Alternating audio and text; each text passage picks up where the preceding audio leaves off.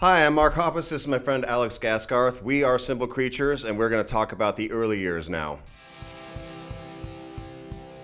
My first band practice was in a garage in the middle of the desert in the town that I grew up in called Ridgecrest, and we covered Bad Religion and The Cure. That was my first band practice. Nice.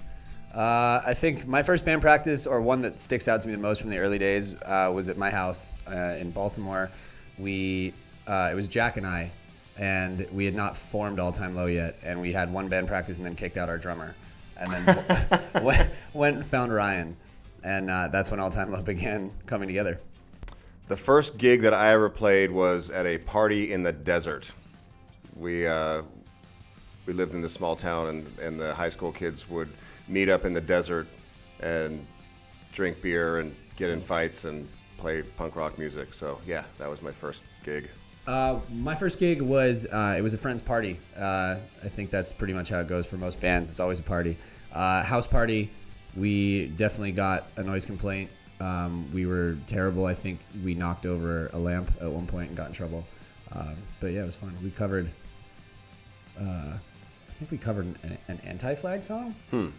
The first Blink show ever, we played at this biker bar in South San Diego, and it was literally the bartender, one patron, the three of us. We played one song, and the guy said, "Can you please turn it down?" We turned down. We played another song. He said, "Can you please turn down more?"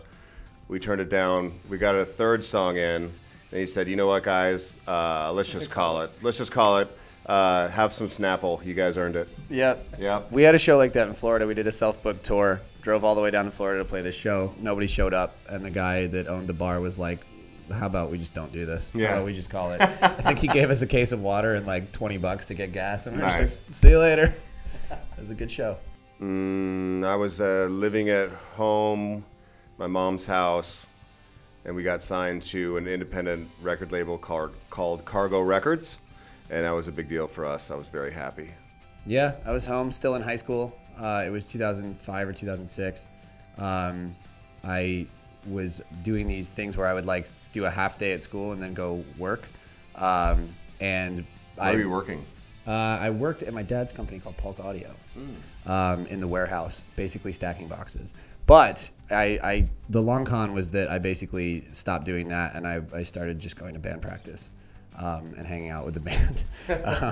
So we would just basically skip school. But so yeah, it was on my way home from school. I got a phone call from Hoppus Records, and he said he wanted, Lewis said he wanted to speak with us, and it was all downhill from there. First instrument I learned to play was bass guitar. I wanted to learn how to play bass. I wanted a bass. My dad said, "If you paint my house, I'll buy you a bass guitar." So I painted my dad's house. He bought me my first bass, and that was my first instrument. Guitar for me was my first instrument. I was very young. It was classical guitar, like a nylon string guitar, and I learned scales. And then I got really bored of playing guitar because I wasn't learning any songs. They weren't teaching me songs. So I put it down for years. And then in the interim of that, I tried to play other instruments, which I also didn't really take to. And then I came back around to guitar in like when I hit like 12, 13, and actually learned some songs. My teenage musical hero was Robert Smith from The Cure, and I have met him.